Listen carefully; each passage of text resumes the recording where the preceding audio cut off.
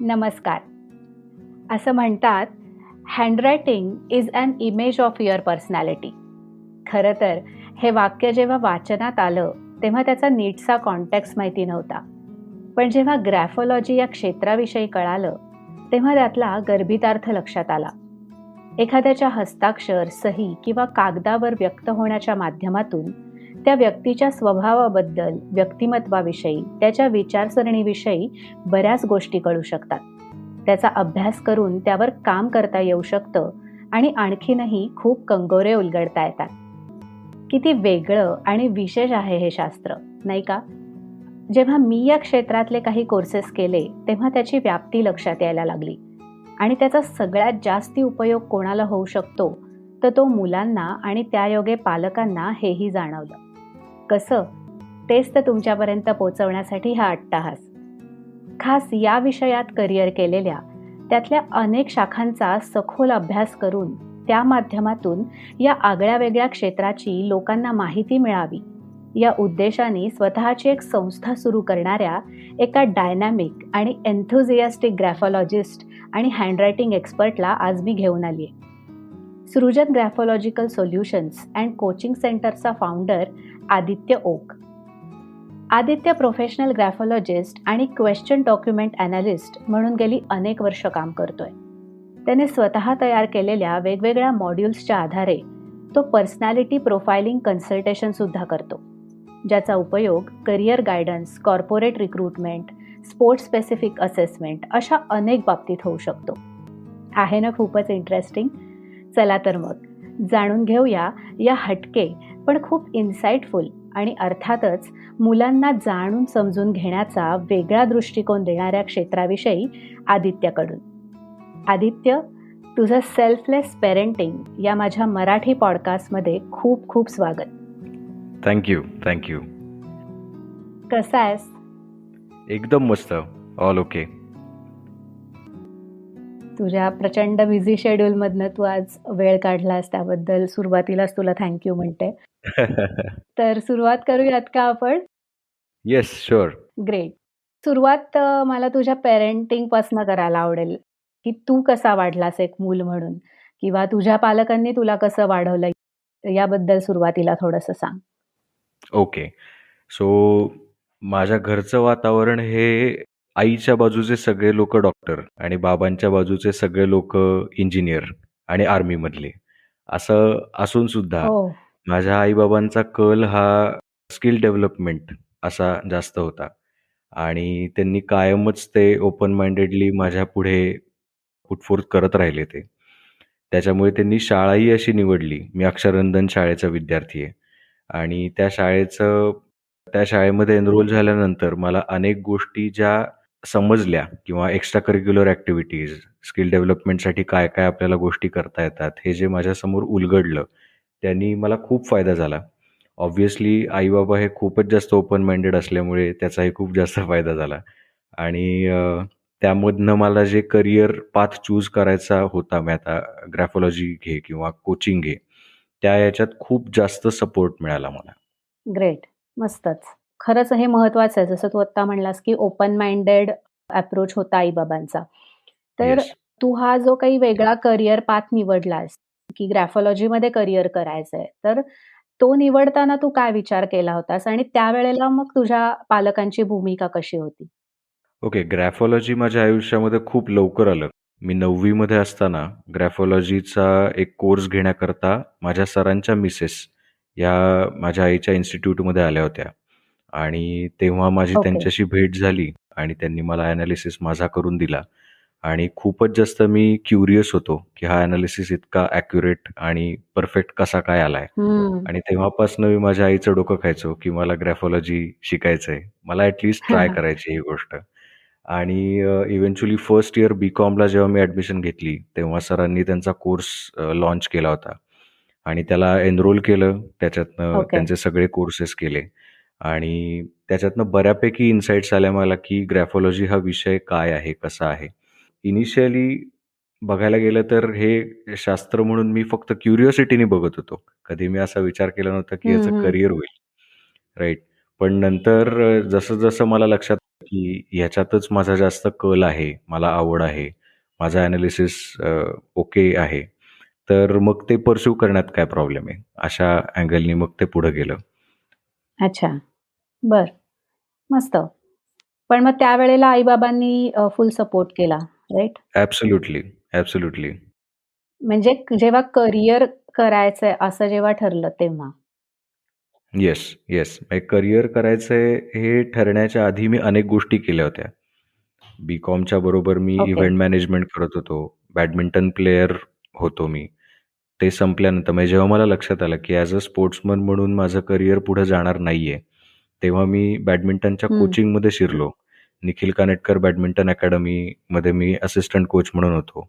तिथे 2.5 वर्ष काम केलं ओके. आणि सायमल्टेनियसली मी ग्राफोलॉजीचा अभ्यास करतच होतो फर्स्ट इयरपासून. त्याच्या वेगळ्या-वेगळ्या डिग्रीज, त्या वेगळ्या-वेगळ्या लेव्हल्स कंप्लीट करत-करत मला हे लक्षात आलं, की त्या ग्राफोलॉजी नुसतं शिकून उपयोग नाहीये. त्याचे मॉड्यूल्स बनवणं गरजेचं आहे.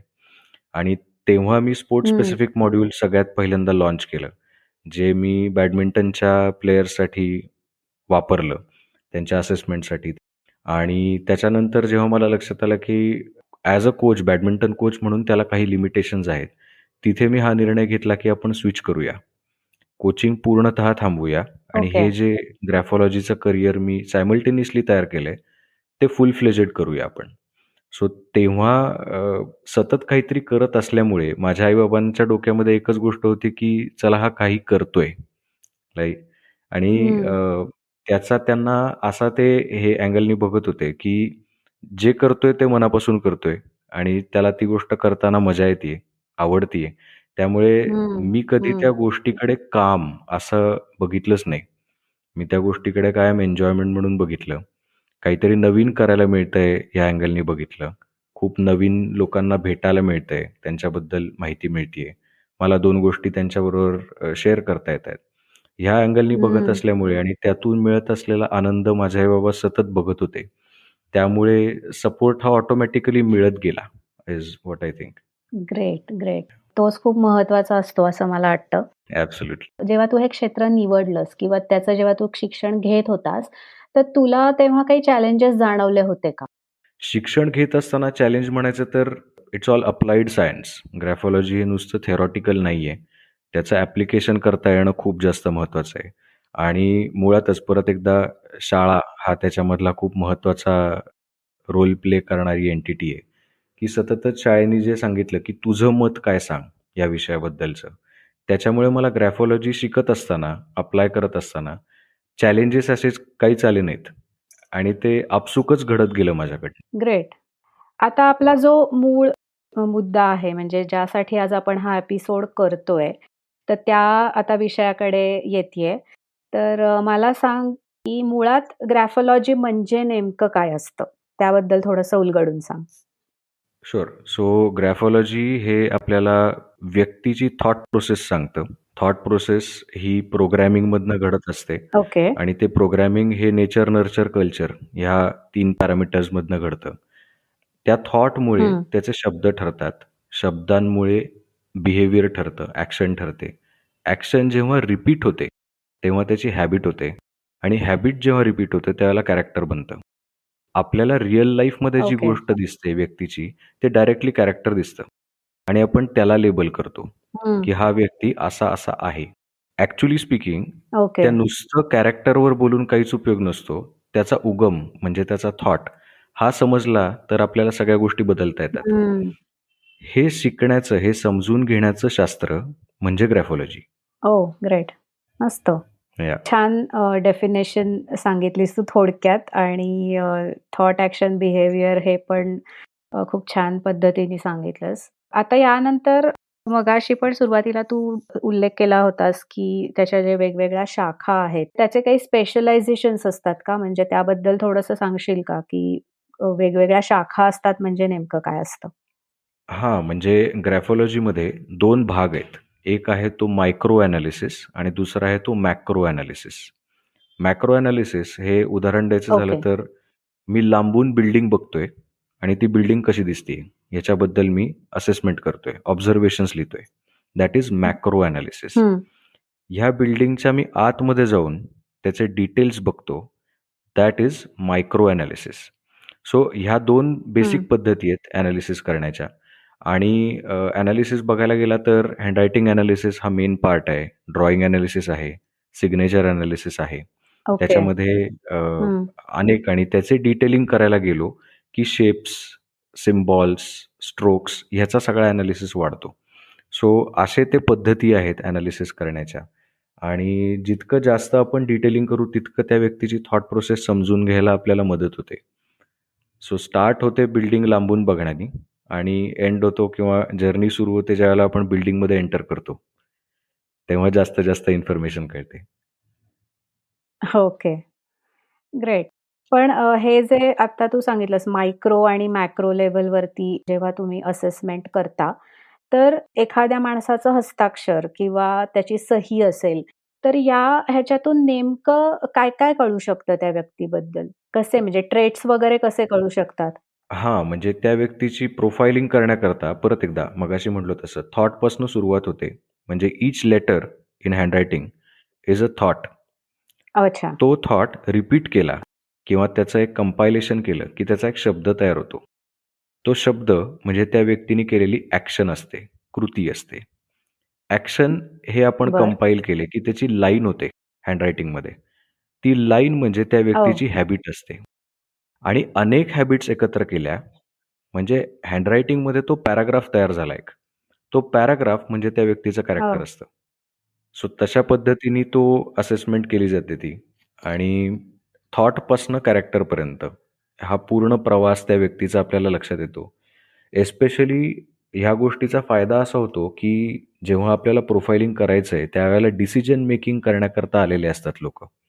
त्यांना कुठेतरी हं, हं. घोडं अडलेलं असतं. त्यांना प्रॉब्लेम सॉल्व्ह करायचा असतो आणि त्यांना सल्ला हवा असतो. तो सल्ला हा त्यांच्या हँडरायटिंगकडे बघून, त्यांचे थॉट पॅटर्न्स, त्यांचे हॅबिट पॅटर्न्स ह्याच्याकडे बघून दिला जातो. म्हणजे फॉर एक्झाम्पल एखादी व्यक्ती म्हणतीये, की हं. मला काय फुटबॉल खेळायचंय किंवा मला बॅडमिंटन खेळायचंय, पण माझ्याकडे वेळ नाहीये अरे. हँडरायटिंगमध्ये बघून जर का लक्षात हो. आलं, की त्या व्यक्तीचा गोल हा फिटनेस नसून लथार्जिक आयुष्य जगणं, सेडेंटरी आयुष्य जगणं, हं. रिलॅक्स करणं हाच गोल आहे. हं. तर त्याला जे खरंच हवंय, रिलॅक्स जगणं आणि त्याला जे तो असं सो कॉल्ड म्हणतोय, की त्याला बॅडमिंटन, फुटबॉल खेळायचंय. ह्याच्यामध्ये गॅप आली. ही गॅप त्याला समजून सांगणं खूप इम्पोर्टंट आहे, की का तुझी ही ॲक्टिव्हिटी घडत नाहीये? त्याचं कारण काय त्याच्यामागचं? हे त्याला जर का क्लिअर झालं, तर त्याला त्याची मदत होऊ शकते. नुसतं एवढंच नाही, तर हे चेंज करता येऊ शकतं का? ह्याच्यावर आपल्याला ग्राफॉलॉजिकली काम करता येतं. म्हणजे त्याच्याकडे ग्रेट. वेळ नाही अशातला भाग नाहीये. तो फक्त लेझी आहे. हं. राइट. सो तो लेझीनेस घालवायचा कसा? ह्याच्यावर ग्राफोलॉजीनी मदत करता येऊ शकते. हा एक भाग झाला. तसंच त्याचे इंटरपर्सनल रिलेशनशिप्स कसे आहेत? त्याचं इंट्रापर्सनल रिलेशनशिप्स कसे आहेत? त्याचा स्वॉट एनालिसिस काय आहे? त्याचे इंटरेस्ट काय आहेत? प्रेफरन्सेस काय आहेत? लाइक्स, डिसलाइक्स काय आहेत? कुठल्या क्षेत्रामध्ये तो जास्त फोर्सनी, जास्त पॉवरफुली काम करू शकतो? त्याचे कम्युनिकेशन हं. स्किल्स कसे आहेत? इंट्रोव्हर्ट आहे, एक्स्ट्रोव्हर्ट आहे? त्याची इमोशनल मॅनेजमेंट कशी आहे? ह्या सगळ्याच गोष्टी ग्राफोलॉजीमधनं, त्या एनालिसिसमधनं आपल्याला कळतात. आणि त्याचा संबंध जेव्हा आपण त्याच्या रिअल लाईफमधल्या सिच्युएशनशी लावतो, तेव्हा जास्त तो रिॲलिटीकडे जातो आणि त्याचं डोकं शांत होतं. हं. So graphology can great. Be a very good diagnostic tool. Right. So diagnosis एकदा झाला, की असं म्हणायला हरकत नाही, की half the battle is one. Diagnosis झालेला आहे ऑलरेडी इश्यूचा. आता त्याच्यावर काम काय करायचं? हा पुढचं 50% चॅलेंज आहे. बऱ्याच वेळेला होतं असं, की लोकांना डायग्नोसिसच झालेला नसतो, की हे असं का घडतंय माझ्या आयुष्यात? माझे गोल्स का अचीव्ह होत हं. नाहीयेत? ते क्लिअर करणं, हे बरोबर. ग्राफोलॉजीच्या माध्यमातून होतं. आणि मग जी ट्रीटमेंट दिली जाते, जी थेरपी दिली जाते, तो पुढचा भाग राहतो. ग्रेट. मस्त. आत्ता तू सांगत होतास ना, तेव्हा माझ्या डोक्यात अजून एक असा विचार आला. बेसिकली मी पण बेसिक ग्राफोलॉजीचे 1-2 कोर्सेस केलेले आहेत. खूप लोकांना काय वाटतं माहिती आहे का, की हे जे ग्राफोलॉजी आहे यातनं भविष्य कळतं की काय? तर हा गैरसमज खूप लोकांच्या मनात असतो असं मी तरी बघितलंय, की माझं भविष्य सांगता येईल का ह्याच्यातून? तर याबद्दल तू काय सांगशील लोकांना? हा गैरसमज कसा दूर करशील? Actually graphological analysis is based on present tense. तो आपल्या वर्तमान हं, काळावर अवलंबून आहे. हे वर्तमानात माझे जे विचार आहेत, जसं वागणूक आहे, जसं हं, कॅरेक्टर आहे माझं, तेच मी कंटिन्यू ठेवलं, तर ऑटोमॅटिकली त्याचा भविष्यावर परिणाम होणार आहे. राइट? सो हे थॉट बदलणं हा एक भाग झाला. कॅरेक्टर बदलणं हा एक भाग झाला. पण ते बदलल्यामुळे भविष्य हं, बदलणार आहे का? तर येस. पण ते एनालिसिसमुळे भविष्य हं. सांगता येत नाही. राइट. त्याच्यामुळे graphological analysis can talk about past. त्या व्यक्तीच्या भूतकाळात काय झालंय, तो कसा वागलाय, काय इव्हेंट्स घडलेत, काय त्याचे इमोशनल डिस्टर्बन्सेस आहेत. ह्या हं, सगळ्या गोष्टी कळतात एनालिसिसमधनं. त्या डिस्टर्बन्सेस किंवा त्या सिच्युएशन्सला तो प्रेझेंट टेन्समध्ये टॅकल कसं करतो, हे कळतं. हेच टॅकलिंग जर का कंड्युसिव्ह नसेल त्या व्यक्तीला, तर त्याचं फ्युचर हे त्याच पद्धतीचं असणार आहे ऑब्व्हियसली. आणि समजा आपल्याला त्याच्यामध्ये काही बदल करता आला, त्याच्या टॅकलिंग मेकॅनिझममध्ये बदल करता आला, तर फ्युचर बदलता येतं. तो हं, ग्राफोलॉजिकली स्पीकिंग हं. Future is always very much subjective. ते क्षणोक्षणी बदलत राहणार आहे. राइट. आणि त्याच्यामुळे ह्या कारणामुळे ग्राफोलॉजिकल एनालिसिस हा फ्युचर सांगू शकत नाही. हं, राइट. पण आपल्याकडे झालंय असं, की ह्या शास्त्राला काइंड ऑफ काय म्हणतो की नाही अकल्ट किंवा ज्योतिषबरोबर हं. कनेक्ट केलं जातं. पण पूर्णतः शास्त्राचा बेसच वेगळा आहे. राइट. ग्राफॉलॉजी हे शास्त्र हे 5 मेजर सायन्सेसशी रिलेटेड आहे. जे सायन्सेस आहेत physics, chemistry, human anatomy, psychology, sacred geometry. Oh! आणि ह्याच्यामध्ये सगळ्यात ह्या 5 शास्त्रांना एकत्र केलं आणि त्याला बेसला काय असं विचारलं, तर दॅट बेस इज लॉजिक. ओह! त्याच्यामुळे हे ज्यावेळेला हे प्रूव्हन सायन्सेसवर अवलंबून आहे, त्यावेळेला त्याच्यातनं फ्युचर कसं कळेल? It will always be a hypothesis. हं. त्यामुळे हे शास्त्र हे फ्युचर सांगू शकत नाही. हे शास्त्र फक्त प्रेझेंट सांगू बरोबर. शकतं. प्रेझेंटमध्ये तू असा-असा वागत राहिलास, तर फ्युचर असं-असं असणार हे तर ऑब्व्हियस आहे. That is logic. राइट. आणि हं, प्रेझेंट जर का हं, बदललास हं. तू आणि त्या थॉटचं हॅबिट आणि हॅबिटचं पुढची सगळी लाईन ऑफ ॲक्शन बदलली, तर फ्युचर बदलणार आहे. तो ग्राफोलॉजीचा बेसच हा खरंय. आहे, की फ्युचर इज व्हेरी सब्जेक्टिव्ह. तू जसा वागणार आहेस, ते कंटिन्यू केलं की फ्युचर बदलणार आहे. तो फ्युचर बदलण्याकरता किंवा समजण्याकरता ग्राफोलॉजीचा काही उपयोगच नाहीये. ह्याच कारणामुळे ग्राफोलॉजी फ्युचर सांगू शकत नाही. मस्त, मस्त. खूपच छान या पद्धतीने तू एक्सप्लेन केलंस. मला असं वाटतं, की बऱ्याच लोकांचे आता गैरसमज दूर झाले असतील या क्षेत्राविषयीचे. आता हा बेसिकली आपला जो पॉडकास्ट आहे, हा बेस्ड आहे पेरेंटिंग वरती आणि यातून आपला असा प्रयत्न असतो, की पालकांना आपण वेगवेगळ्या अँगल्सनी कसे इन्साईट्स देऊ शकतो, त्यांच्या मुलांना समजून घेण्यासाठी. सो मला तुला असा प्रश्न विचारायचा आहे, की पालकांना तू काय सांगू शकशील, की त्यांच्या मुलांचे ट्रेट तुझ्या या क्षेत्रातनं कसे जाणून घेता येतील आणि त्याचा उपयोग करून त्यांना त्यांच्या मुलांबरोबर असलेले त्यांचे रिलेशन्स म्हण किंवा त्यांच्या फ्युचर विषयी जी त्यांना काळजी वाटत असते त्याविषयी काय मदत करू शकतं हे शास्त्र?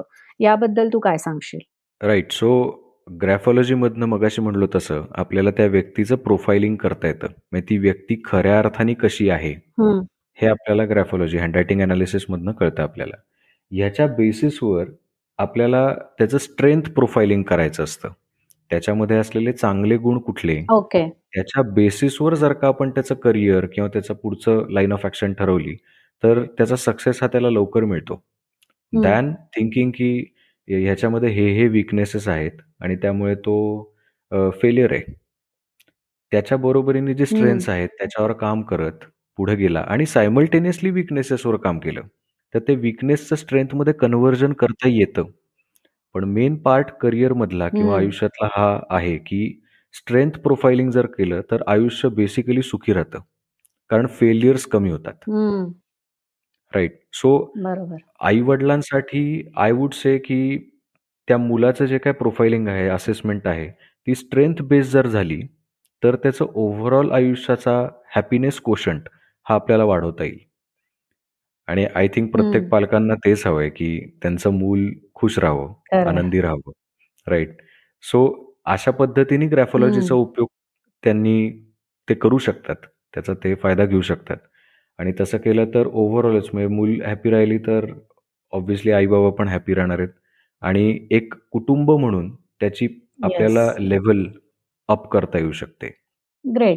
यासाठी काही एज लिमिट असतं का? म्हणजे की इतक्या एजच्या पुढच्याच मुलांचं आपण हे करू शकतो एनालिसिस असं काही असतं? एनालिसिस करायचं असेल तर 10 वर्षाच्या पुढचा कॅन्डिडेट लागतो. कारण तोपर्यंत त्याचं थॉट प्रोसेस अजून बरं. बिल्ट इन होत असते. 10च्या पुढचा केला तर आपल्याला हं. स्पेसिफिकली उत्तरं देता येतात. हे गोष्ट अशी आहे की जर का मी एखादा थॉट घेतला की आता मला काय परीक्षेत फर्स्ट यायचंय मला. तर हा थॉट हा पुढचे हं. 10 दिवस हा प्रिडॉमिनंट राहतो डोक्यात. 11व्या दिवशी तो ओके. थॉट हा डायल्यूट झालेला असतो आणि तेव्हा त्या मुलाला वेगळ्या गोष्टी वाटायला लागतात. आता परीक्षेतला अभ्यास हे गोल बाजूला हं. पडतं आणि वेगळं कुठलं तरी गोल समोर येतं आणि ही धरसोड वृत्ती वाढायला लागते त्याची. ह्या गोष्टीचं प्रमाण म्हणजे हं. थॉट अजून क्लिअरच झालेला नाहीये. ह्या गोष्टीचं प्रमाण हे 10 वर्षाच्या अलीकडे खूप असतं.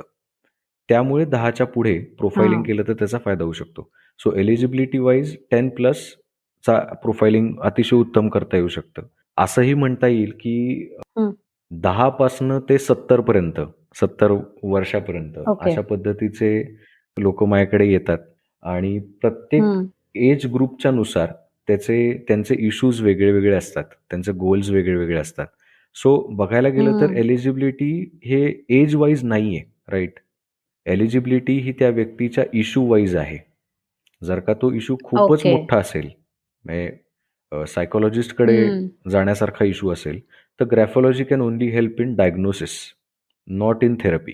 अच्छा. पण ज्यावेळेला तो इश्यू डायग्नोज झालाय आणि ग्राफोलॉजिस्ट एका सायकॉलॉजिस्टशी हे शेअर करतो इन्फॉर्मेशन, तेव्हा सायकॉलॉजिस्टला त्याची खूप मदत होऊ शकते, टू अंडरस्टँड द प्रॉब्लेम.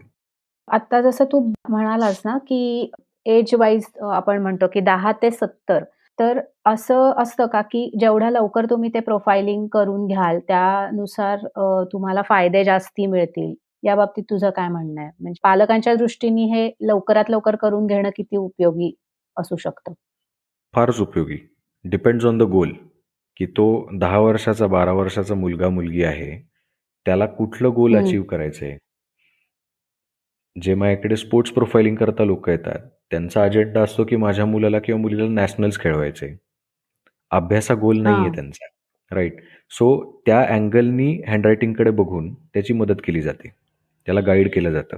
जसा तो मोठा होतो, 12वीत गेला, 10वी संपली किंवा त्याला आता करिअरचा ऑप्शन चूज करायचा आहे, तेव्हा प्रोफाइलिंग बदललं. हं. बरोबर आहे. त्याच्यामुळे सततच त्या व्यक्तीचं आपल्याकडनं काय अपेक्षा आहे, त्याला काय बघायचं आहे हँडरायटिंगमधनं, हे समजून घेऊन सेशन्स बदलली जातात हं. किंवा वाढवली जातात. असंही होऊ शकतं, की ॲट द एज ऑफ 55 55 वर्षाचा तो माणूस आहे आणि त्याला त्याचं करिअर चेंज करायचं आहे आता. हां. बरोबर आहे. सो त्याचा ओके. पर्स्पेक्टिव्ह हा कंप्लीटली करिअर सेंट्रिक होतो. पण त्याच्या करिअर सेंट्रिक अप्रोचमध्ये आणि हं.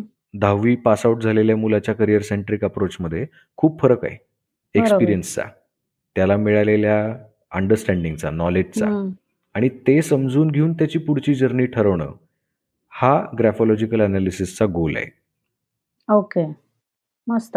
आता तू हे जे सारखं आपण बोलतोय ना एनालिसिस किंवा गाईडन्स, तर आता जसं मगाशी आपण बोललो, की आपण एखाद्या माणसाचा एनालिसिस केला, तर त्याच्या पुढची जी पायरी असेल, ती असेल की सोल्युशन किंवा गाईडन्स. तर तो साधारण कसा दिला जातो? म्हणजे त्यासाठी कशी थेरपी दिली जाते? ह्याबद्दल थोडंसं सांगशील का? शुअर. हँडरायटिंगच्या थेरपीमध्ये 2 भाग आले. एक आहे ती रिटन थेरपी आणि दुसरं आहे ते non written okay. Therapy. Basically handwriting हे काय आहे? एखाद्या व्यक्तीला आपण समजा भेटलो, तर त्या व्यक्तीच्या बॉडी लँग्वेजवरनं आपल्याला समजू शकतं, की तो आत्ता खुश आहे, सॅड आहे, त्याच्या आयुष्यात काय हं. चाललंय, तो काय विचार करत असेल. पण हे हं. आपण सर्टन्टीने नाही सांगू शकत. बरोबर आहे. सो हं. हँडरायटिंगमधनं आपल्याला पहिल्यांदा ते क्लूज मिळतात, की त्याच्या आयुष्यात काय चाललंय, फर्स्टली. सेकंडली ते चेंज करायचं ओके. असेल, तर अकॉर्डिंगली काही वेळेला लेटर चेंज करायला सांगायला लागतं. काही वेळेला त्याचा हँडरायटिंगचा जो बरं. पॅटर्न आहे, तो चेंज करायला सांगायला लागतो. पण ह्याला अट अशी आहे, हं.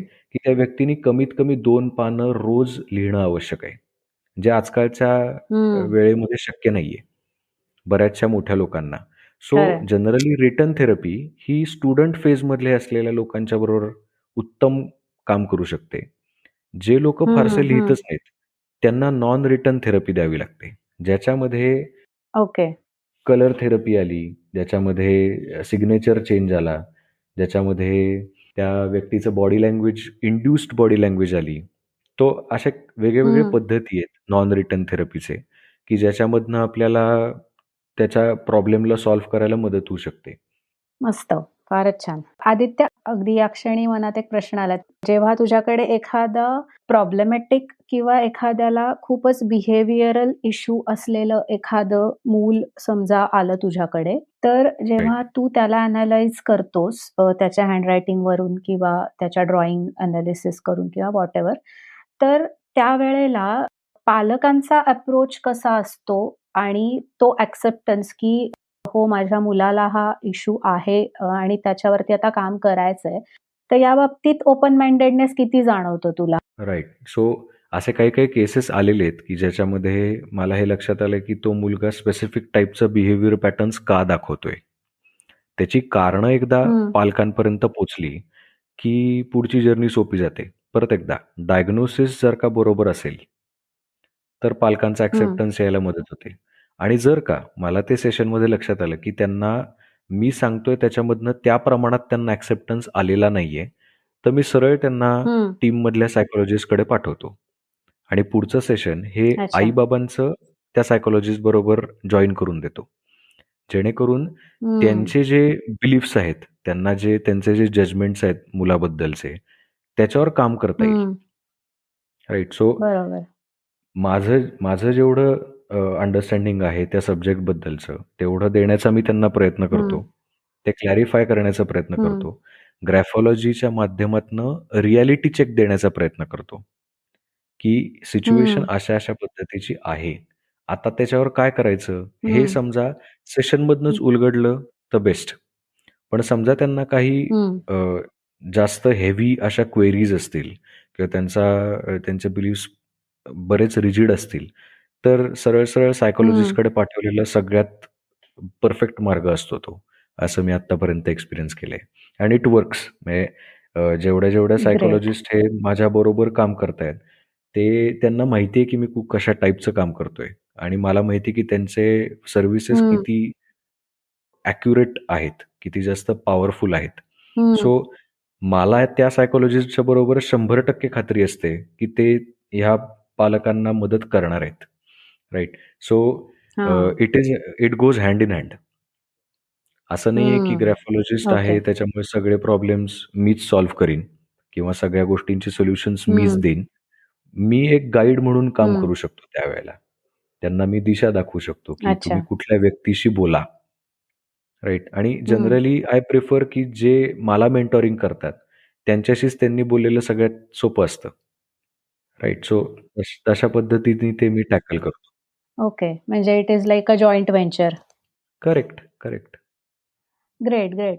आता ना एक खूप असा कॉमन विचारला जाणारा प्रश्न आहे, की म्हणजे हे सगळं सांगताय तुम्ही ते ठीक आहे, पण त्याचा खरंच फायदा होतो का हो? असा प्रश्न बरेचदा विचारला जातो, की मी समजा मी हँडरायटिंग बदललं माझं किंवा तुम्ही सांगता तसं मी केलं, तर त्याचा फायदा होतो का? तर यावर एक बरोबर. एक्सपर्ट म्हणून तू काय उत्तर देशील?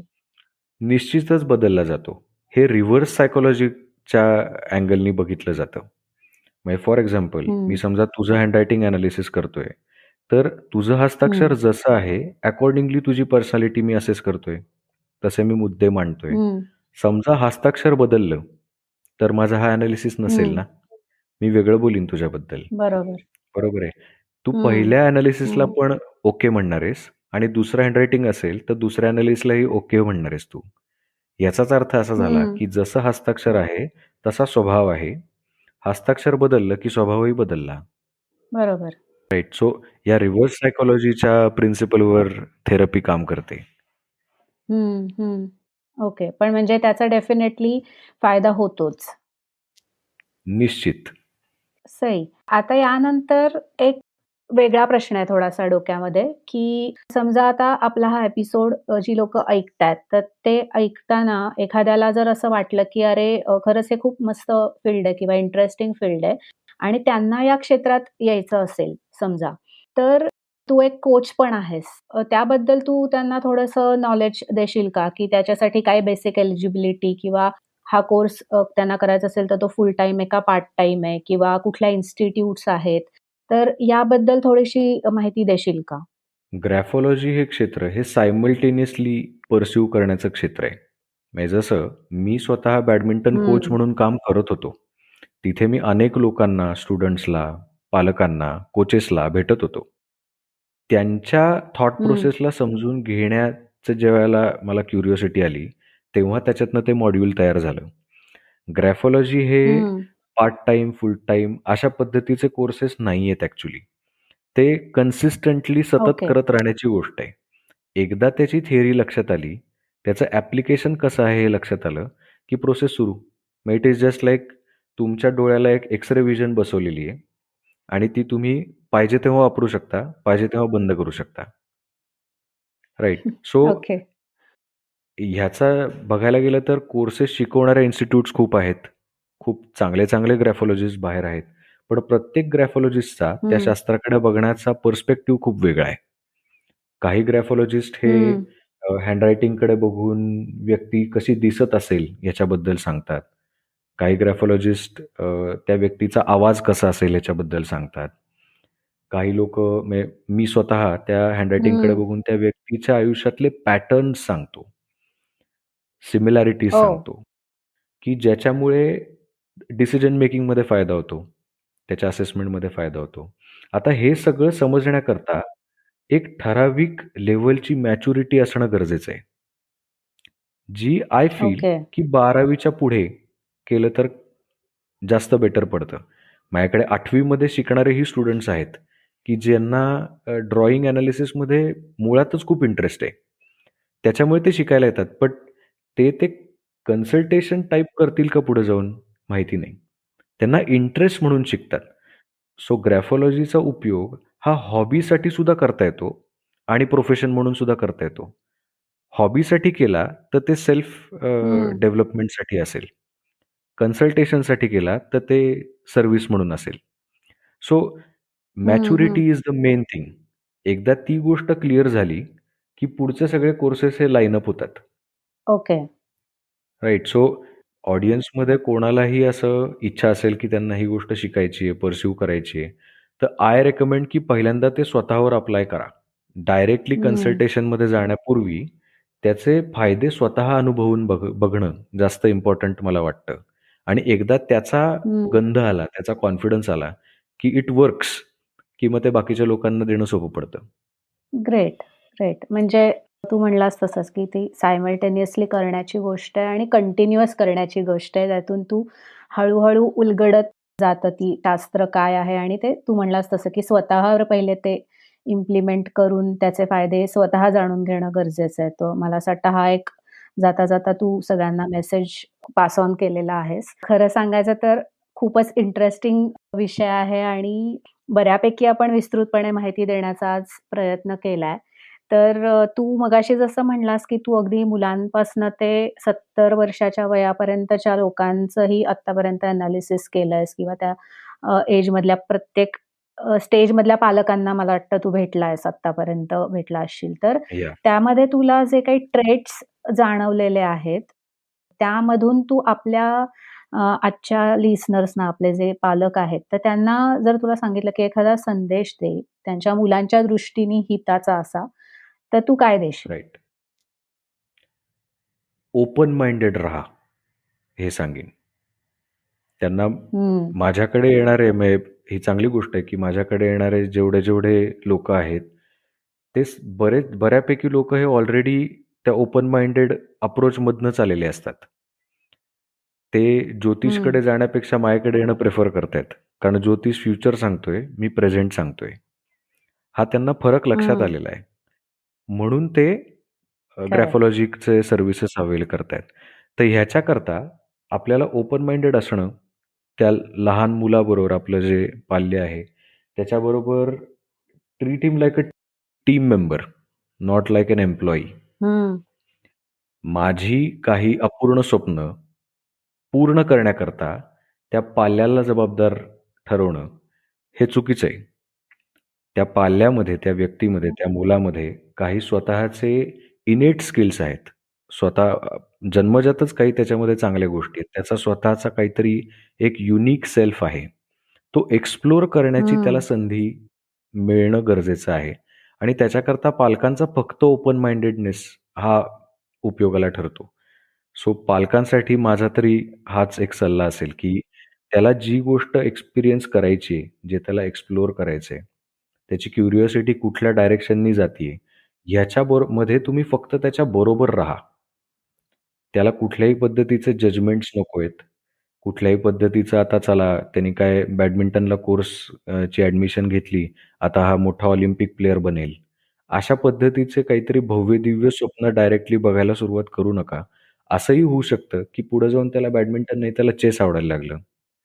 असंही होऊ शकतं त्यांनी स्पोर्टिंग इंडस्ट्री पूर्ण सोडूनच दिली आणि तो कुकिंगमध्ये गेला. व्हॉट्स मोर इम्पॉर्टंट इज त्याचे इंटरेस्ट कुठे आहेत, ते त्याला पर्स्यू करता येत आहेत का? आणि करता एक वेळ अशी येईल की ज्यावेळेला तो शुअर असेल, की त्याला हीच गोष्ट करायची आहे.